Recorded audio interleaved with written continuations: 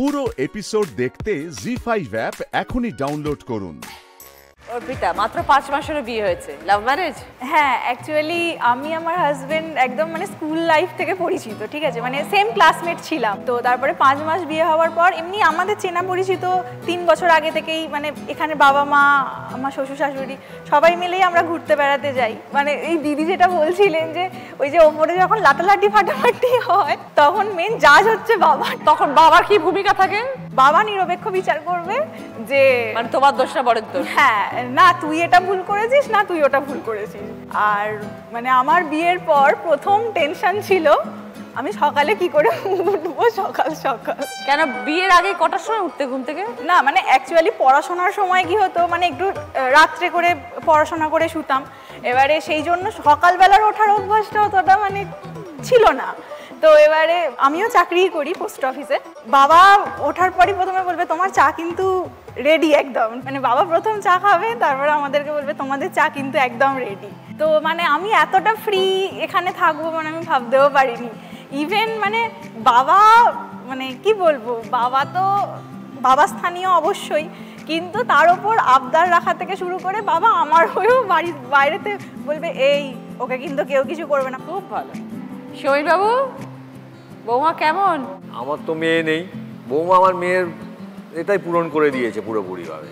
এবং সবচেয়ে বড় কথা যে সবসময় আর কি ও নজর রাখে যে কোনটা কখন করতে হবে, কোনটা করা উচিত নয়।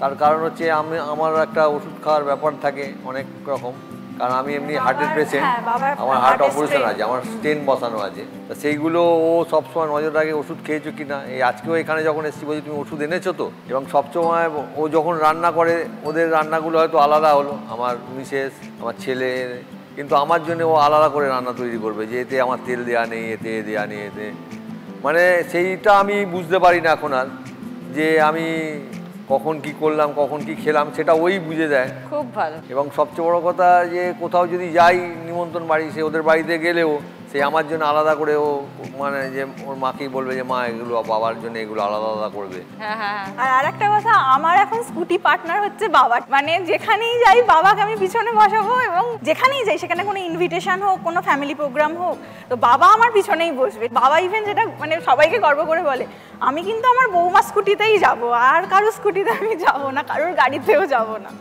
তো এরকম ব্যাপারটাই, সবাই মিলেমিশে একসাথে। তো অর্পিতা, তুমিও তো পোস্ট অফিসে কাজ করো, তোমাকে সকালে বেরোতে হয়, বিকেলে আসো। হ্যাঁ হ্যাঁ। তারপর আবার সংসারের সব দায়িত্ব।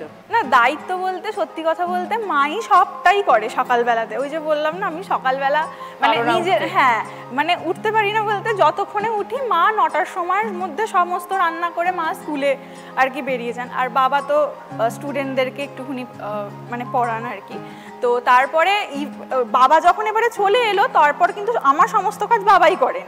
মানে জল ভরা থেকে শুরু করে আমি যেগুলো মানে মেলে দিয়ে এসেছি সেটা ইভেন আমার ঘরেও ঢুকিয়ে মানে পাট করে আমি গিয়ে বিকেলে দেখবো যে ঘরে আমার পাট করে রাখা আছে। দায়িত্ব ওইভাবে এখনো অবধি আমার এখনো অতটা কিছু আসেনি।